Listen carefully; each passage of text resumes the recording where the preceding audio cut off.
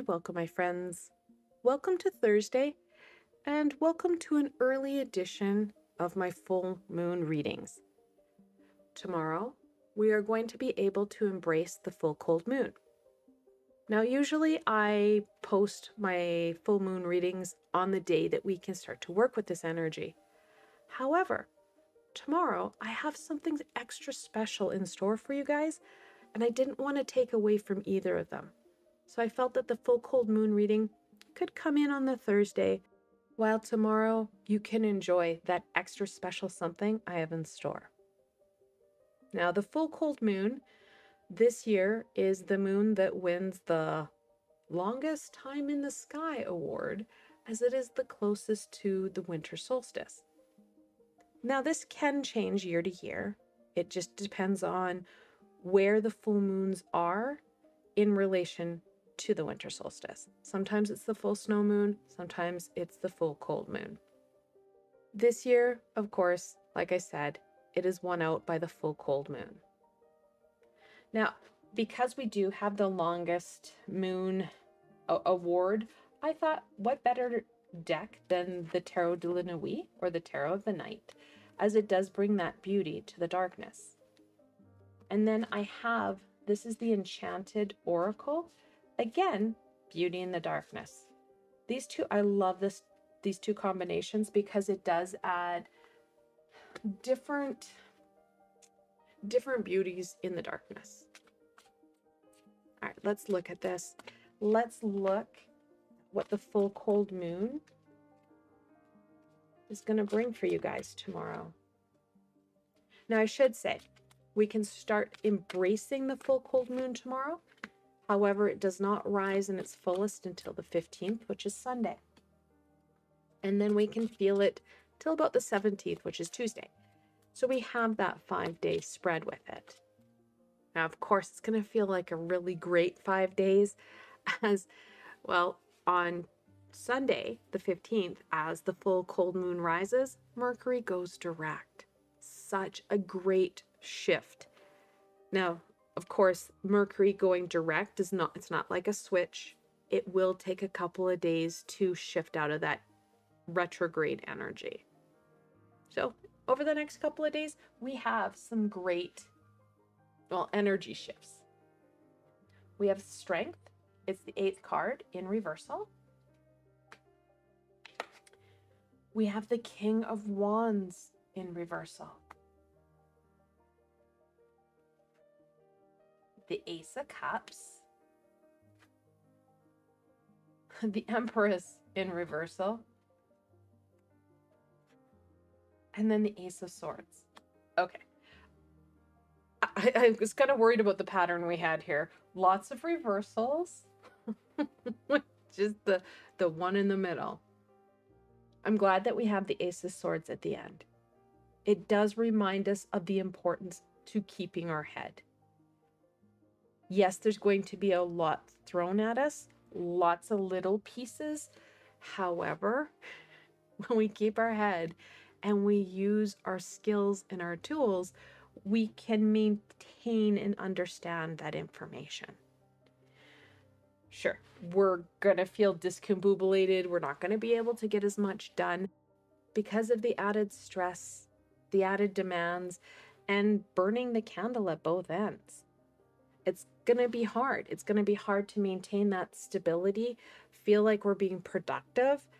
We kind of feel like that hamster on the wheel, if you will. We're not able to fully spread our wings, if you want to say. It's kind of going to be that 1 step forward, 2 step back.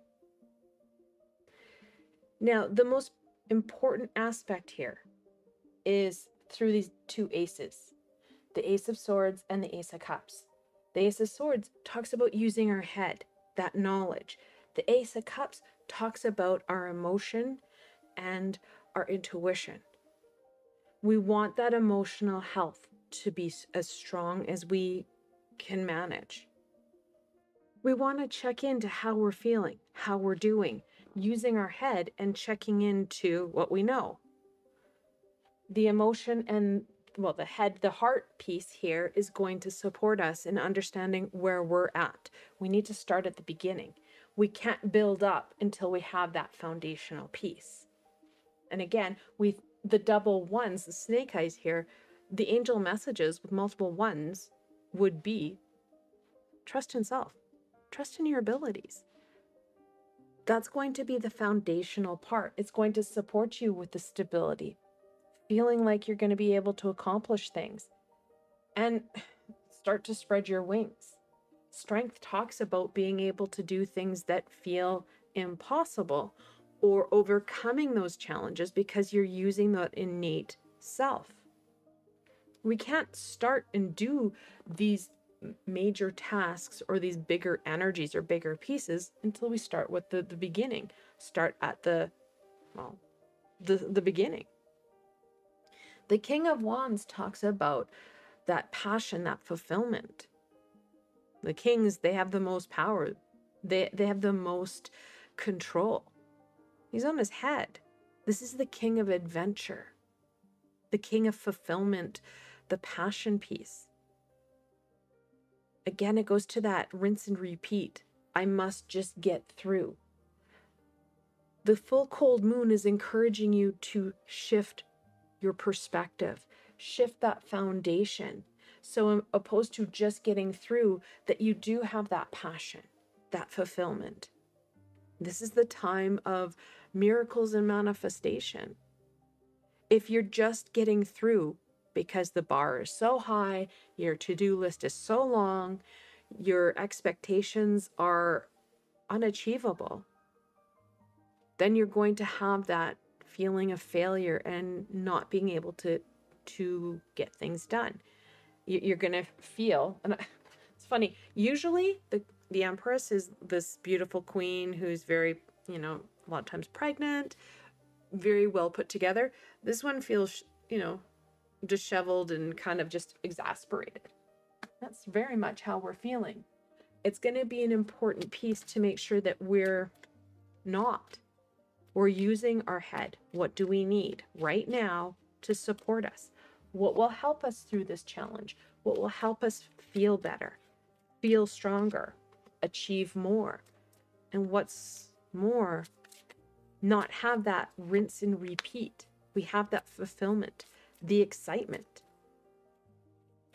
We want to be able to enjoy the last 2.5 weeks rather than just get through it.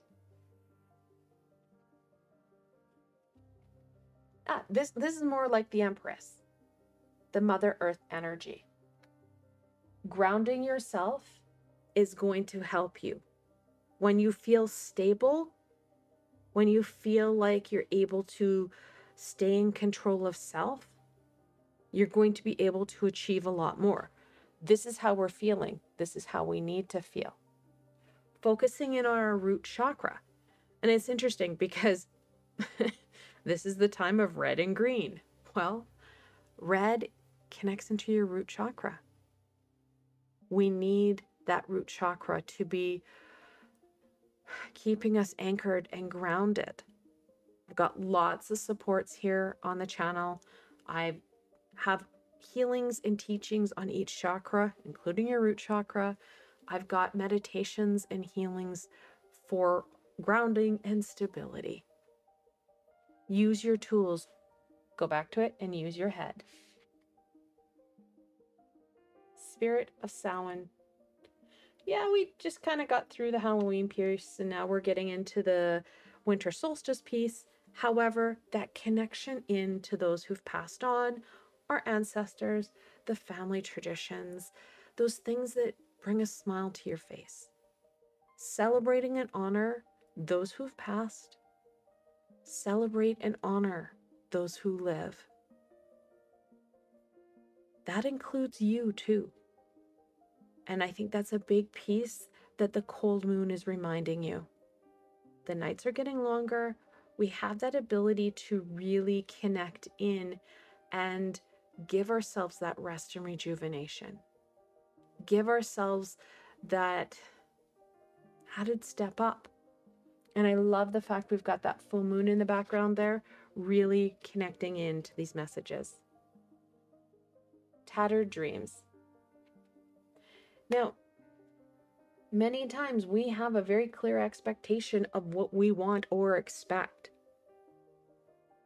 Check in to your expectations. It's not always going to be the same as what others have.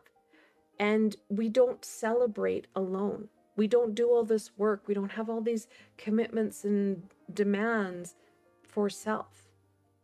It includes others. Make sure your dreams and their dreams start to align. It's not fun or fair when it's just one person's view rather than more. The more you add in different ideas and perspectives and help, the less stress and demand you have. You're not guessing what other people want or hoping that will, make them feel welcome and happy. Talk to them. Start that communication. And that you can start now rather than waiting for tomorrow. Take the time to make sure that you're on the right page. Because sometimes we like to work harder than smarter. Let's change that. Let's work smarter rather than harder. Again, going back to that sword. That single piece. Then build up.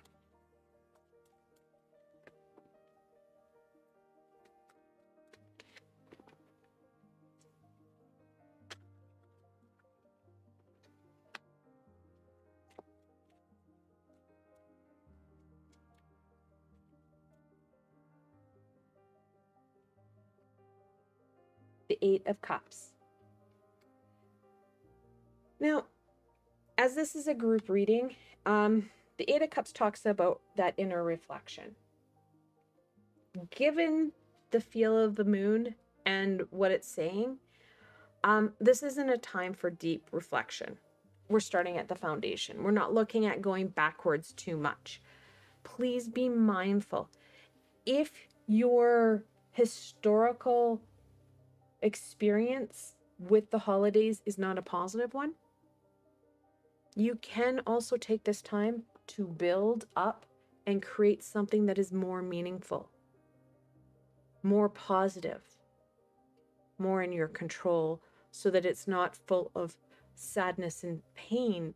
It's full of joy. You've got that holy grail full rather than empty. The Two of Swords in reversal. This is going to be an important piece that you obviously will have lots of decisions. However, make sure you're not overthinking or overanalyzing it. We need to use our head. However, we don't want the head to run amok. It's going to be a fine balance and a hard balance to keep. And yeah, it can be something that is manageable if you check into that basis. Check into that foundation. The Seven of Swords in reversal. Now, I said you're going to need your intuition and your head to check into where you're at.